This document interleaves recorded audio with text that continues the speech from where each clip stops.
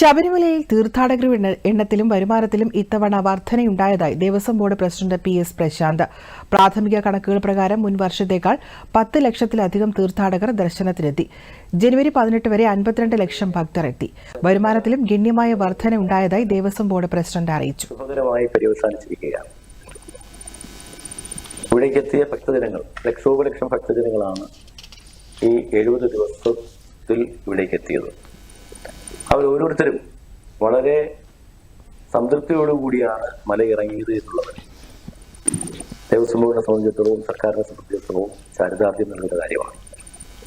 ഇത് സാധ്യമായത് ഒരു കൂട്ടായ്മയുടെ പരിശ്രമത്തിന്റെ ഫലമായിട്ടാണ്.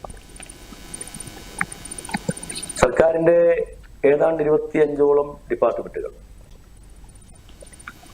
അവരുടെ ഉദ്യോഗസ്ഥന്മാരുടെ അശ്രാന്ത പരിശ്രമത്തിന്റെ ഭാഗമായിട്ടാണ് ഇത് സാധ്യമായത്.